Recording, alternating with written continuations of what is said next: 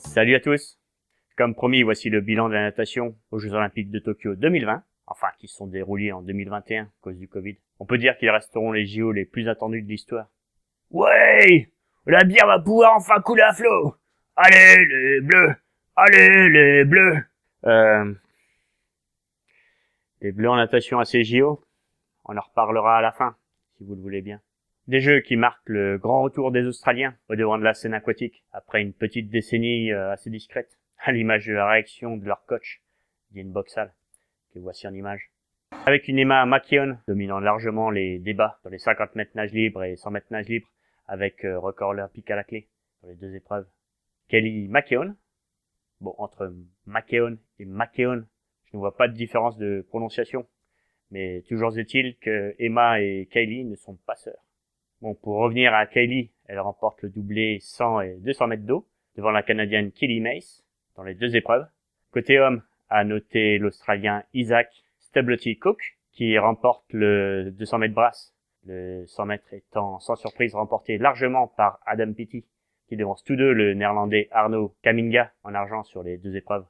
Jack McLaughlin en argent sur le 400 mètres nage libre, devancé par le Tunisien Ahmed Afnoui, digne successeur d'Oussama Milouli. Et pour en finir avec les Australiens, Kyle Chalmers, dauphin de Caleb Dressel sur le 100 mètres nage libre, mais d'une touche. Et enfin et surtout Ariane Titmus, devançant héroïquement Cathy Ledecky sur le 400 mètres nage libre, qui n'arrivera pas par contre à la battre sur le 800 mètres nage libre, suivi à la troisième position par notre championne d'Europe de la distance, l'italienne Simona Quadarella.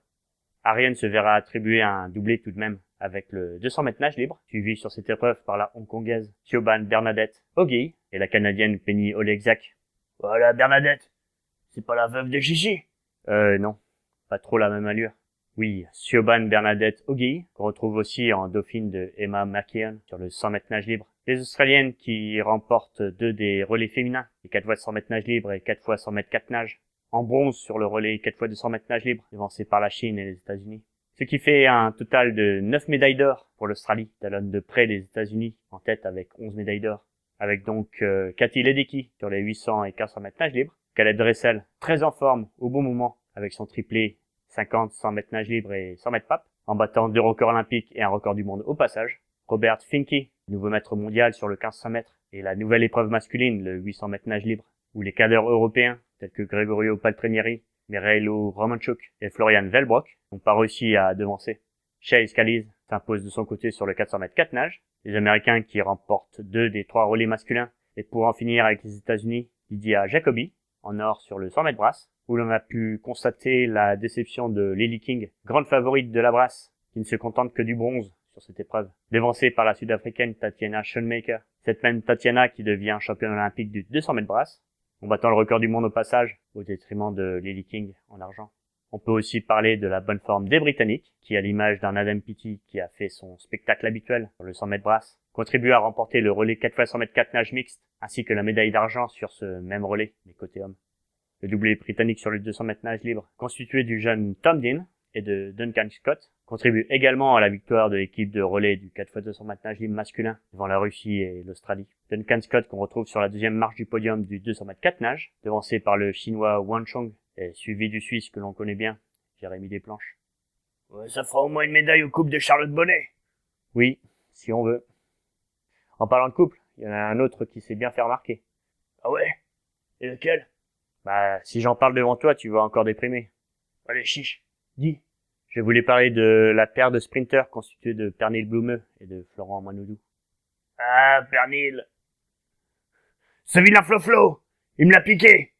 Pernille qui remporte le bronze sur le 50 mètres nage libre féminin, derrière Emma McKeon et la suédoise Sarah Sjöström, qui fait un énorme comeback après son accident à l'épaule. Et sur le 50 mètres nage libre côté homme, c'est notre Florent Manoudou national qui remporte l'argent derrière l'imbattable Caleb Dressel et devant le Brésilien Bruno Fratus. Ah, le Flo-Flo. Je craignais le pire après ses résultats à l'Euro au printemps dernier. Mais il a su revenir comme un chef. Et vraiment, heureusement que tu es là, Florent. Car l'équipe de France, on en parle après. Sur les autres épreuves pas encore évoquées, on a l'Américain Ryan Murphy, sur le dos, perd sa couronne olympique, étant dépassé par le Russe Yevgeny Rylov, double champion olympique sur les 100 et 200 mètres d'eau, et par Kliman Kolesnikov à la deuxième place du 100 mètres d'eau. Kliman qu'on retrouve aussi en bronze sur le 100 mètres nage libre d'ailleurs. Le Hongrois Christoph Milak, sacré sur le 200 mètres pape et en argent sur le 100 mètres pape. Derrière la grande star de ces Olympiades, l'Américain Caleb Dressel. Toujours en papillon, mais chez les femmes, on a la Chinoise Zhang Yu, en or sur le 200 mètres pape, devant l'Américaine Regan Smith, mais également en argent sur le 100 mètres pape, derrière la Canadienne Margaret McNeil. Et en catenage, la nouvelle reine mondiale de la spécialité se nomme Yui Oshashi. La japonaise remporte à la fois le 200 mètres, mais aussi le 400 mètres catenage. La championne olympique de Rio en 2016, Katinka Ozu, n'a pu faire mieux que 5e sur le 400 mètres catenage, 7e sur le 200 mètres, et ne passe même pas les séries sur les 200 mètres pape et 200 mètres d'eau. Serait-ce le crépuscule d'une très grande dame de la natation? Une autre grande dame de la natation d'ailleurs est sur le point de prendre sa retraite, l'italienne Federica Pellegrini, qui se contente d'une dernière finale olympique sans podium sur le 200 mètres nage libre. Et qui dit grande star à la retraite, dit prochain biopic sur elle.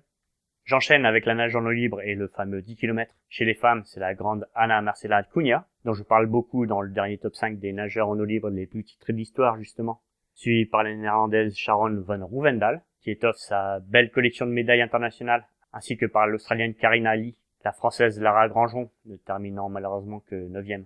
Chez les hommes, c'est l'Allemand Florian Wellbrock, qui est sacré, suivi par le Hongrois Rasowski, et l'ancien roi incontesté du 1500 mètres, l'Italien Gregorio Paltrinieri, qui depuis quelque temps s'était diversifié, notamment dans la nage en eau libre. Marc-Antoine Olivier, après avoir longtemps dominé la course, ne finit que 6e, et David Aubry, lui, abandonnera en cours de course.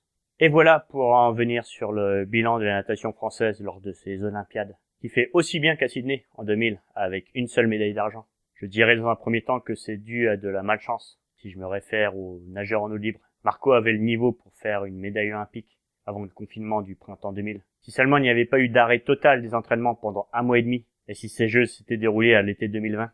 Idem pour David Aubry, qui aurait fait très bonne figuration si ça avait eu lieu il y a 1 an, car il n'avait pas encore eu son problème d'épaule et son opération qu'on lui connaît.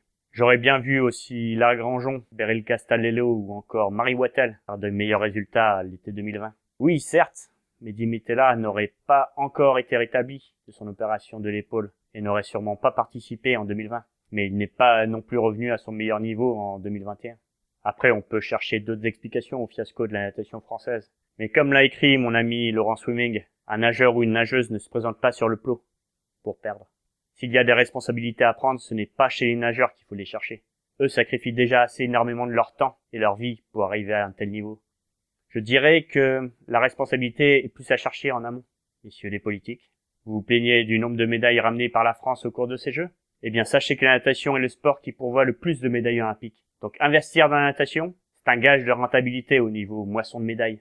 Après, il ne faut pas voir que du négatif dans l'équipe de France. Paris 2024, c'est seulement dans 3 ans. Et on a pu voir certains espoirs venir, notamment de Léon Marchand, honorable finaliste du 400 mètres catenage, de Johan Endoy-Brouwer en dos, de Marie Wattel dans le sprint, ainsi que Cyril Duhamel dans le catenage.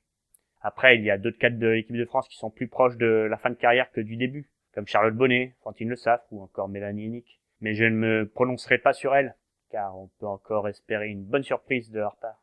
Concernant ce bilan des Jeux de Tokyo 2021, j'en ai désormais fini. Cela vaut bien entendu ce que ça vaut. Une chaîne traitant de natation comme Salut les baigneurs ne peut passer à côté de grands événements internationaux, surtout quand il s'agit des JO. Les prochains seront donc à Paris dans à peine 3 ans. Quant à nous, les prochains bilans de la chaîne seront ceux des mondiaux en petit bassin, prévus en décembre prochain à Abu Dhabi. Quant à moi, je vous laisse. Je vous dis à la prochaine.